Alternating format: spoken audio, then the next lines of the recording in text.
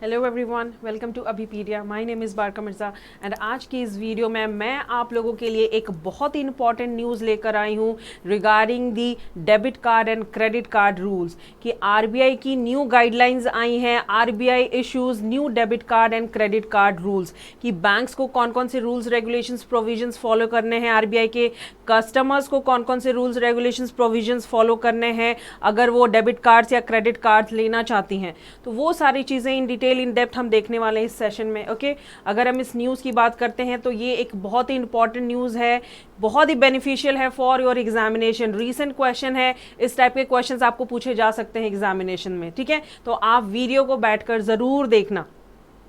Before we start, मैं आपको हमेशा कहती हूँ please subscribe our channel.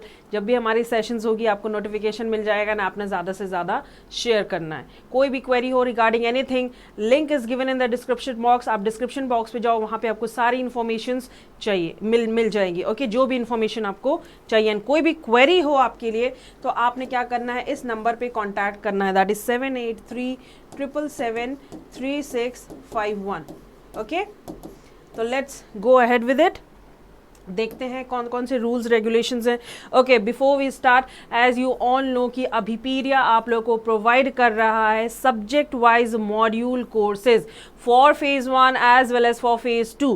Phase 1 में अगर आपकी कोई सब्जेक्ट है जो कि वीक है, बेसिकली हम कह सकते हैं रीजनिंग, जनरल और जीए का पोर्शन हो जाता है जो कि 80 मार्क्स के क्वेश्चंस आते हैं जीए में। अगर आपका वो पोर्शन वीक है या फिर कॉन्ट वीक है तो आप कोई भी पर्टिकुलर सब्जेक्ट को व्यू कर सकते हो विद इन अ 3-डे ट्रायल प्रोग्राम। हमारे ऑर्गेनाइजेशन में अभी 3-डे ट्रायल प्रोग्राम स्टार्टेड है। इस प्रोग्राम को आप एक्टिवेट कीजिए एंड व्यू कीजिए हमारे कोर्सेज को। अगर आपको फेज़ 2 के सब्जेक्ट्स अगर आपका वीक है, basically whether we are talking about finance और ईएसआई या फिर मैनेजमेंट या फिर डिस्क्रिप्टिव पार्ट, तो आप हमारे कोर्सेज को व्यू कर सकते हो विच इज़ फ्री ऑफ कॉस्ट। तो हमारा 3-डे ट्रायल प्रोग्राम चल रहा है। एक्टिवेट कीजिए 3-डे ट्रायल प्रोग्राम को एंड व्यू कीजिए हमारे कोर्सेज को कि हम किस टाइप के कंटेंट्स आपको जो है वो प्रोवाइड कर रहे हैं, which is free of cost for all of you guys. तो go ahead with it. Okay, then ये हमारा आरबीआई का न्यू डायरेक्शंस हैं जो कि क्रेडिट कार्ड्स के लिए हैं, डेबिट कार्ड्स के लिए हैं। यहाँ पे बात हम करेंगे रिटन कंसेंट के बारे में, कार्ड इशूअर्स को कहाँ पे लोन किस तरह से मिलेगा, कार्ड अगर क्रेडिट कार्ड लेना है या डेबिट कार्ड लेना है कि कौन कौन से बैंक से उनको मिलेगी, या फिर किसका रिक्वेस्ट आपको डालना है तो किस हिसाब से डालना है। तो वो सारी चीज़ें जो हैं, हम ड्यूज़ के बारे में हम बात करेंगे, टेली मार्केटिंग के बारे में हम बात करेंगे। तो वो सारी चीज़ें हम इन डिटेल इन डेप्थ इस वीडियो में देखने वाले हैं students. Okay, what has happened, basically क्या है, अगर आपको कोई कार्ड चाहिए, बेसिकली अगर हम यहाँ पे क्रेडिट कार्ड की बात करें, ओके, तो आजकल के युग में हम देखते हैं कि मोस्टली सबके पास debit cards and credit cards available रहते हैं। ठीक है, बहुत ऐसे कम इंसान होंगे जिनके पास डेबिट कार्ड्स तो होगा बट क्रेडिट कार्ड्स देखने को नहीं मिलता है, लेकिन क्रेडिट कार्ड्स होते हैं लोगों के पास। अब according to RBI new guideline, अगर किसी भी इंसान को, किसी भी कस्टमर को, किसी भी व्यक्ति को अगर क्रेडिट कार्ड्स चाहिए तो उसे क्या देना पड़ेगा, रिटन कंसेंट में उसे बैंक को प्रोवाइड करना पड़ेगा एक रिटन कंसेंट। मतलब बेसिकली हम कह सकते हैं एक एप्लीकेशन लेटर देना पड़ेगा टू दी बैंक्स। आजकल जो ये आरबीआई के न्यू गाइडलाइंस है वो हर बैंक्स अब अवेलेबल हो जाएगी, हर बैंक्स के अंदर फ्रॉम 1 जुलाई 2022 से। तो हर एक बैंक जो है आपको क्रेडिट कार्ड इशू कर सकती है, बट कस्टमर्स को क्या करना है, एक रिटन कंसेंट में देना है कि हमें क्रेडिट कार्ड चाहिए। ठीक है, दी गाइडलाइंस ऑफिशियली, इस गाइडलाइन को ऑफिशियली क्या कहा जाता है, that is RBI of India credit card and debit card issuance and conduct, that is directions 2022, the guidelines officially known as the Reserve Bank of India's direction 2022। Okay, ये RBI की new guidelines है, new directions है regarding the debit card and credit card. तो जिन जिन हम कह सकते हैं customers को क्रेडिट कार्ड चाहिए तो वो अब एक रिटन कंसेंट में एक एप्लीकेशन लेटर के साथ आप बैंक्स में जमा दो, उसके बाद ही आपको क्रेडिट कार्ड जो बैंक इशू करेगी। तो आज के सेशन में हम बात करने वाले हैं कार्ड इशूअर्स के बारे में, debit card, credit card, co-branded cards, billing and telemarketings and other matters, जो पास ड्यूज हैं, कितना पेनल्टीज चार्जेस लगेंगे, तो वो सारी चीज़ें हम देखेंगे। ठीक है, नेक्स्ट आ जाता है हु कैन इशू कार्ड्स, कौन कौन से कस्टमर्स हैं जो कि कार्ड्स इशू कर सकते हैं, कौन कौन से बैंक्स ऐसे हैं जो कि कार्ड्स प्रोवाइड कर सकती हैं to the customers, both credit cards and debit cards. ठीक है, तो the directions on mark which banks may engage in the credit and debit card businesses, हर एक बैंक को अंडर दी आरबीआई एक्ट 1934 याद रखना है। ठीक है, reserve bank of India act 1934 आपने सुना होगा। 1934 के अंडर जो सेकेंड शेड्यूल्ड बैंक है, ठीक है, जो सेकेंड शेड्यूल्ड बैंक्स है, तो सेकेंड शेड्यूल के अंदर जितने भी सारे बैंक्स आएंगे that is the scheduled commercial banks. Scheduled commercial banks कौन कौन से हम कह सकते हैं, जो एसबीआई हो गए हैं, जो हमारे कैनरा बैंक हो गए हैं, तो ये सारी चीज़ें, ये जो सारी बैंक्स है वो आपको इशू करेगी debit cards under the RBI act 1934 के अंदर। जो सेकेंड शेड्यूल्स है उसके अंदर जितने भी सारे बैंक्स हैं वो आपको इशू करेगी क्रेडिट कार्ड्स। लेट्स सी, जितने भी सारे शेड्यूल्ड बैंक हैं जिसका नेटवर्थ ₹100 करोड़ से ज़्यादा है, वो बैंक्स इशू करेगी कस्टमर्स को क्रेडिट कार्ड, ध्यान रखना है। ठीक है, then the regional rural banks, RRB banks, वो ऐसे ही इशू नहीं कर सकती है credit cards directly to the customers. पहले उनको क्या करना है, रीजनल रूरल बैंक्स को पहले कोलैबोरेट करना है विद अदर बैंक्स। बेसिकली हम एसबीआई कह सकते हैं या आईसीआईसीआई बैंक कह सकते हैं। पहले जब आरआरबी पार्टनरशिप करेगी एसबीआई से एंड डिफरेंट बैंक से, तभी वो इशू कर सकती है क्रेडिट कार्ड्स। ठीक है, ध्यान रखना है आपने। देन हम बात करते हैं तीसरे बैंक की, that is urban cooperative bank. Urban cooperative bank भी इस क्रेडिट कार्ड को इशू कर सकती है अंडर द आरबीआई गाइडलाइंस। अगर अर्बन के कोऑपरेटिव बैंक्स का नेटवर्थ कितना होना चाहिए, that is more than ₹100 crore, तो वो अर्बन कोऑपरेटिव बैंक्स भी जो है वो इशू कर सकती है credit cards to the customers. For an example यहाँ पे दिया हुआ है, they can only issue credit cards to the members. जितने भी सारे अर्बन कोऑपरेटिव बैंक्स के मेंबर्स हैं वही सिर्फ इशू कर सकती है क्रेडिट कार्ड्स। ठीक है, जो अर्बन कोऑपरेटिव बैंक्स के मेंबर्स नहीं है, दैट इज को ब्रांडेड बैंक्स है, वो क्रेडिट कार्ड को इशू नहीं कर सकती है अंडर यूसीबीज। यूसीबीज के अगर मेंबर हैं तो ही वो क्रेडिट कार्ड क्या कर सकती हैं, इशू कर सकती हैं टू दी कस्टमर्स। ठीक है, तो ये हमने बात कर ली यूसीबीज का। देन हम आ जाते हैं एनबीएफसीज। आजकल हमारे कंट्री के अंदर बहुत सारे एनबीएफसीज हो गए हैं, आपको पता होगा। तो एनबीएफसीज भी बैंक्स हैं, तो उनका भी अगर नेटवर्थ कैपिटल ₹100 करोड़ है तो वो भी इशू कर सकती है, हम इशू कर सकती है क्रेडिट कार्ड्स कस्टमर्स को, provided it have a certificate of registration. उनके पास क्या होना चाहिए, एनबीएफसीज के पास सर्टिफिकेट ऑफ रजिस्ट्रेशन होना ही चाहिए under the permission of RBI, provided it a certificate of registration. किनके पास, एनबीएफसीज के पास, जिनका नेटवर्थ होना चाहिए 100 करोड़, तभी वो प्रोवाइड कर सकती हैं टू दी कस्टमर्स। ठीक है, ये हमने क्रेडिट कार्ड की बात कर ली। अब हम बात कर रहे हैं इशू ऑफ डेबिट कार्ड्स। तो आजकल हम देखते हैं कि डेबिट कार्ड जो है मोस्टली हर एक के पास है, कोई भी ऐसा पर्टिकुलर बंदा नहीं होगा जिसके पास डेबिट कार्ड्स नहीं हो, है ना। डेबिट कार्ड्स हर एक के पास रहती है। तो according to RBI new guidelines, RBI का ये कहना है कि जो भी बैंक्स को डेबिट कार्ड इशू करना है कस्टमर्स को, वो without the permission of RBI से भी, मतलब परमिशन ना ले आरबीआई का, फिर भी वो डेबिट कार्ड जो है वो इशू कर सकते हैं कस्टमर्स को। ओके, कौन कौन से कस्टमर्स को याद रखना है, जिन कस्टमर्स का only to be issued to customers with saving bank and current account. जिन जिन कस्टमर्स के बैंक्स में, कोई भी बैंक हो, एसबीआई हो, कैनरा हो, बैंक ऑफ इंडिया, कोई भी बैंक हो, जिन जिन कस्टमर्स का सेविंग बैंक है या फिर करंट अकाउंट है, उन कस्टमर्स को ही डेबिट कार्ड्स इशू किया जाएगा। बैंक्स इशू करेगी debit cards under the new RBI guidelines. And जिन जिन कस्टमर्स का कैश या क्रेडिट लोन अकाउंट होल्डर है उनको इशू नहीं किया जाएगा डेबिट कार्ड्स, तो ध्यान रखना है। ठीक है, notably banks can not force, कोई भी बैंक है जो डेबिट कार्ड या क्रेडिट कार्ड इशू कर रही है कस्टमर्स को, तो वो कस्टमर्स को फोर्स नहीं कर सकती to get a debit card. ठीक है, तो ये डेबिट कार्ड के हमारे न्यू रूल्स हैं।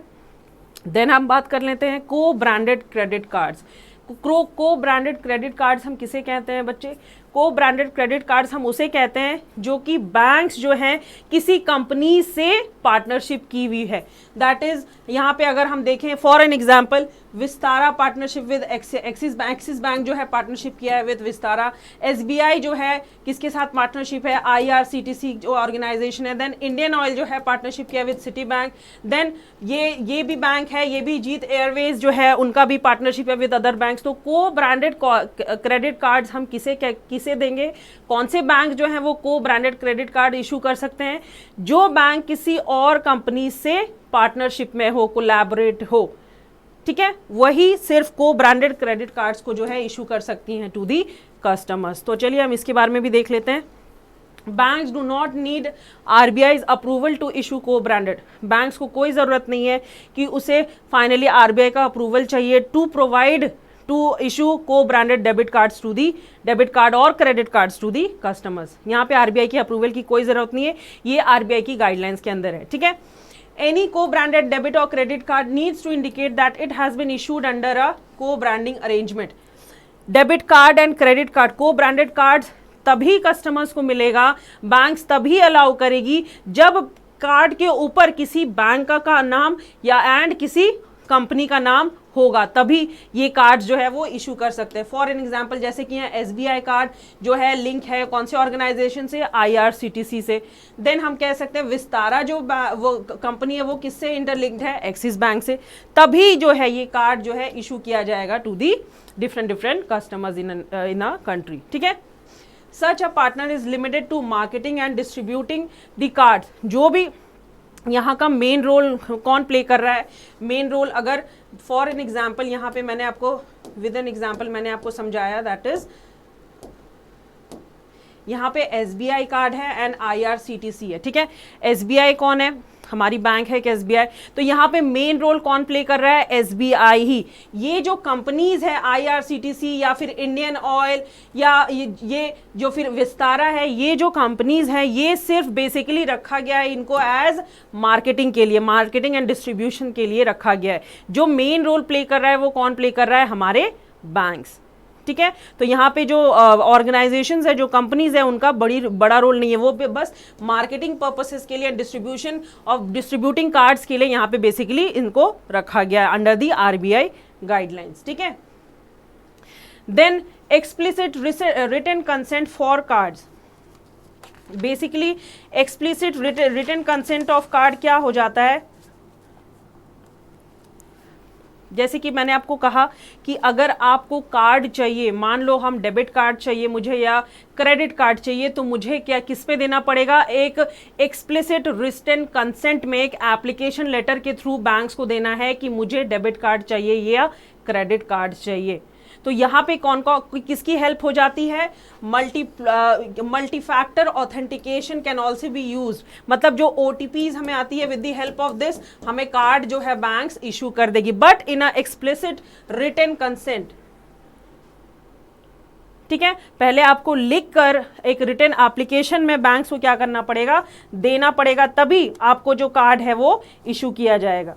ठीक है, देन हम यहां आ जाते हैं issue of unsolicited facilities. Basically banks के थ्रू कोई भी फैसिलिटीज जो है आपको दे दिया जाता है, मींस ऐसी फैसिलिटीज जो आपने बैंक को रिक्वेस्ट नहीं किया था बट फिर भी बैंक्स आपको प्रोवाइड कर रही हैं, that is issue of unsolicited facilities. ठीक है, let's see, as per the new guidelines, issuers cannot unilaterally upgrade credit cards and increase credit limits without the explicit consent. Basically क्या हो जाता है? विद एन एग्जाम्पल मैं आपको समझाऊंगी कि मान लो जब हम क्रेडिट कार्ड्स लेते हैं, हम क्रेडिट कार्ड मेरे पास है तो एंड मेरे को लिमिट दिया गया है क्रेडिट कार्ड का 50,000 रुपीज़। ठीक है, लिमिट दिया गया है क्रेडिट कार्ड का 50,000 रुपीज़। अब जब मैं शॉपिंग कर रही हूँ तो शॉपिंग करते मुझे लिमिट पता है कि 50,000 का लिमिट दिया गया है, उसी हद तक मैं शॉपिंग कर सकती हूँ। बट बैंक ने अचानक क्या कर दिया? इसका लिमिट जो है वो बढ़ाकर 1 लाख रुपया कर दिया है। Without my permission, without my consent.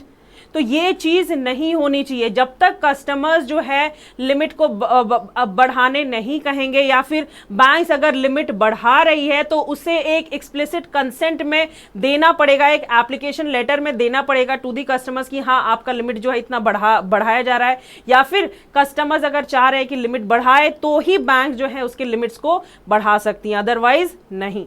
ठीक है, no unsolicited loans can be granted without the explicit consent. कोई भी लोन अगर बढ़ाया जा रहा है या कोई भी चार्जेस इंक्रीज किया जा रहा है या डिक्रीज किया जा रहा है या लिमिट्स को बढ़ाया जा रहा है या टर्म्स एंड कंडीशंस में कुछ चेंजेस आ रही हैं, तो बैंक्स को क्या करना पड़ेगा, पहले एक एक्सप्लिसिट कंसेंट में किसको देना पड़ेगा, कस्टमर्स को, कि ये सारी चीजें होने जा रही हैं। Okay, without the permission of customers आप ये सारी चीजें नहीं कर सकते हो अंडर द आरबीआई गाइडलाइंस। ठीक है, no card issuer can send an unsolicited card to a customer unless it is a replacement और अ रिन्यूअल। कोई भी banks without the permission of customers कोई भी ऐसी फैसिलिटीज प्रोवाइड नहीं कर सकता कस्टमर्स को।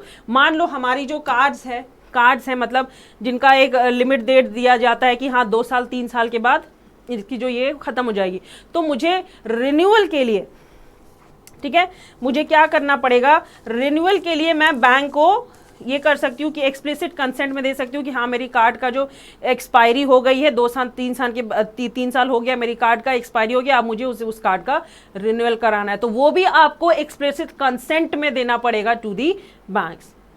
ठीक है,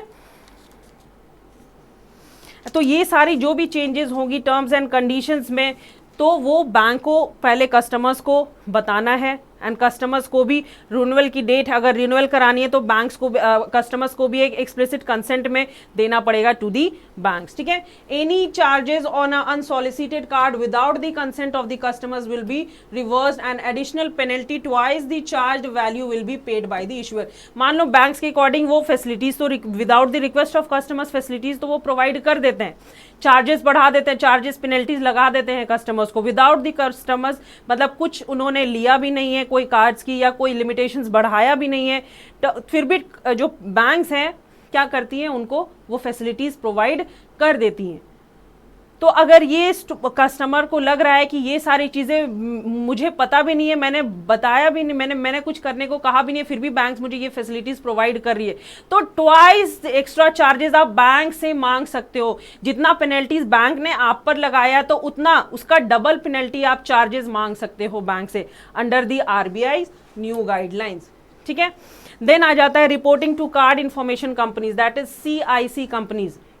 तो हमारी जो भी इंफॉर्मेशन रहती है आज के डेट में तो वो बैंक के पास रहती है ना। बैंक्स बेसिकली क्या कहते हैं कि अगर हमें लोन्स लेना है या कोई भी लोन लेना है, होम लोन लेना हो या व्हीकल के ऊपर हमें लोन लेना हो या मोबाइल के ऊपर लोन हो, कुछ भी लोन हो, तो क्या करना है, हमारा जो फाइनेंशियल इंफॉर्मेशन है वो किसके पास रहती है, CIC के पास, that is credit information companies, ताकि एक रिकॉर्ड मेंटेन रहे, क्या मैं डिफॉल्टर हूँ या आगे चल के मुझे लोन्स लेने में या कुछ भी प्रॉब्लम हो सकता है। तो जितनी भी सारी हमारी फाइनेंशियल इंफॉर्मेशन है, डाटा है, वो किसके पास जाता है, CIC के पास। तो ये भी one of the guidelines है is that card issuers cannot report any credit information about a new credit card account to credit insurance company। तो अब RBI का न्यू गाइडलाइंस क्या आया है कि विदाउट द कस्टमर्स परमिशन कि जो भी बैंक्स हैं वो क्या करेगी, डायरेक्टली फाइनेंशियल इंफॉर्मेशन या डाटा जो है वो प्रोवाइड नहीं करेगी टू CIC। जो भी इंफॉर्मेशन है कस्टमर्स के वो डायरेक्टली क्रेडिट इंफॉर्मेशन कंपनीज को नहीं देगी। ठीक है, if any information needs to be provided to CIC relating to the card history and repayment record of the card holder, the issuer needs to explicitly inform the customer that such information. मान लो अगर आपको repayment करनी थी, कोई date आ गया है आपका, मतलब आपने लोन लिया था या आपका डेट आ गया है, मान लो 10, हम कह सकते हैं 10 जून को आपका डेट था लोन भरने का, आपने लोन लिया था 10 जून को आपको लोन भरना था, ठीक है, लेकिन आप लोन नहीं भर पाए हो, ठीक है, तो आपको क्या किया जाएगा, 7 डे का ग्रेस पीरियड दिया जाएगा कि कस्टमर्स को इन्फॉर्म किया जाएगा कि बैंक के थ्रू कि आप रिपेमेंट नहीं कर रहे हो, आपको 7 डे का ग्रेस पीरियड मिलेगा। विद इन 7 डेज क्या करना है, आपको रिपेमेंट करना है। अगर आपने रिपेमेंट नहीं किया है, पेमेंट बैंक को नहीं किया है, तो आपके जितने भी सारे इंफॉर्मेशन है, क्रेडिट इंफॉर्मेशन है, फाइनेंशियल इंफॉर्मेशन डाटा है, वो हम CIC को भेज देंगे under the CIC companies regulation act 2005 के अकॉर्डिंग।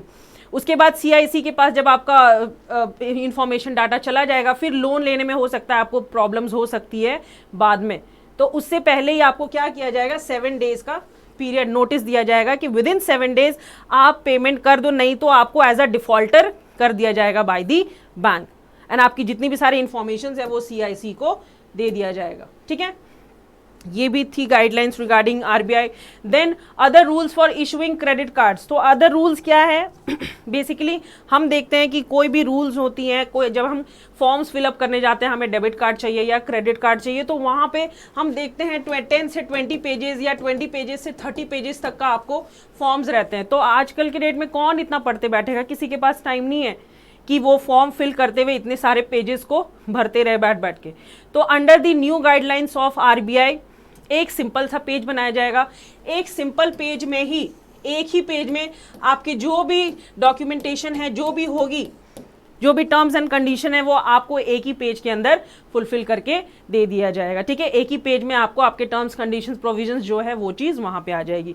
तो उसके अंदर एक फॉर्म्स के अंदर other rules for issuing credit cards, तो कौन कौन सी चीज़ें वहाँ पे मेंशन रहेगी, that is fees and charges, withdrawals and credit limits, billing details, minimum amount payable, procedures for default, termination, loss or theft of the card and grievances redressal. तो जो भी सारी इंफॉर्मेशन रहेगी वो एक ही कार्ड के, एक ही पेपर के ऊपर रहेगी। आपको 10 से 20 पेज या 20 से 30 पेज भरने की जरूरत अब नहीं है। ठीक है, then provisions regarding telemarketers basically क्या हो जाते हैं कि जो बैंक्स होते हैं, बहुत सारे ऐसी कंपनीज हैं अभी जो क्रेडिट कार्ड या डेबिट कार्ड इशू करती हैं। ठीक है, बहुत सारे बैंक्स भी ऐसे हैं जो डेबिट कार्ड, बैंक्स तो ये debit card credit cards issue करते हैं। तो मेन यहाँ पे रोल प्रॉब्लम हो जाती है टेलीमार्केटर्स की, कि बैंक्स क्या करते हैं, कंपनीज क्या करते हैं, टेलीमार्केटर्स को अपना जो भी काम है वो दे देते हैं कि आपको इतने कार्ड्स हैं, इतने डेबिट कार्ड, इतने क्रेडिट कार्ड सेल करने हैं। तो आपको फोन्स भी आते होंगे कि हाँ मैम आप ये कार्ड ले लो, ये कार्ड ले लो, ये कार्ड ले लो। तो टेलीमार्केटर्स का काम बेसिकली क्या है, प्रमोशन करना। लेकिन इनको अब इन्वॉल्व किया जाता है to sell the cards, debit card हो या क्रेडिट कार्ड हो। तो अकॉर्डिंग टू RBI, ठीक है, according to new guidelines of RBI, telemarketers जो भी सेल कर रहे हैं कार्ड्स, तो वो कस्टमर्स को अब with in a time he call कर सकते हैं। दैट इज फ्रॉम 10 AM, 10 बजे से पहले किसी को calls, from 10 AM, before 10 AM customers को वो कॉल नहीं कर सकते हैं, एंड आफ्टर 10 AM वो कस्टमर्स को कॉल नहीं कर सकते हैं। 10 बजे सुबह से लेकर 7 बजे शाम तक ही वो कस्टमर्स को कॉल कर सकते हैं। ठीक है, ये भी गाइडलाइंस है रिगार्डिंग RBI की new guidelines regarding debit card and credit card. ठीक है, एंड कोई भी कस्टमर को आप फोर्स नहीं कर सकते हैं कि आप कार्ड ले लो। एंड टेलीमार्केटर्स का ये भी काम है कि ठीक है आप प्रमोशंस करो, लेकिन आप डायरेक्टली जो कार्ड है इशू नहीं कर सकते हो कस्टमर्स को। अगर मान लो कोई कस्टमर मान गया है हाँ कि कार्ड लेना है, तो आपको टेलीमार्केटर्स का काम क्या है कि पहले जिस कंपनी से वो जुड़ा है, मान लो जिस बैंक से वो जुड़ा है, मान लो SBI से जुड़ा है या ICI से जुड़ा है, तो टेलीमार्केटर्स को पहले बैंक्स को इन्फॉर्म करना है, डायरेक्टली सेल नहीं करना है टू दी कस्टमर्स। तो ये गाइडलाइंस है, रूल्स हैं। देन पास्ट ड्यूज बेसिकली क्या है, पास्ट ड्यूज बेसिकली हम कह सकते हैं कि यहाँ पे मान लो फॉर एन एग्जाम्पल आपने फॉर 10 जून को आपको रिपेमेंट करना था, 10 जून को 50,000 रुपीज। ठीक है, 10 जून आपका डेट आ गया, आपको रिपेमेंट करना था 50,000 रुपीज टू दी बैंक जहां से आपने लोन लिया था, बट 10 जून को आप रिपे नहीं कर पा रहे हो। तो ठीक है, 10 जून को अगर पे नहीं कर पा रहे हो तो बैंक ऐसी नहीं है कि आपके ऊपर पेनल्टीज और चार्जेस लगा दे कि हाँ 11 जून को आपको एक्स्ट्रा इतना पैसा भरना पड़ेगा। According to RBI's new guideline 3 दिन का ग्रेस पीरियड दिया हुआ है कि मान लो 10 जून को आपने नहीं पे कर पाया है तो 11 से लेकर 13 जून तक 3 दिन का ग्रेस पीरियड आपको दिया गया है।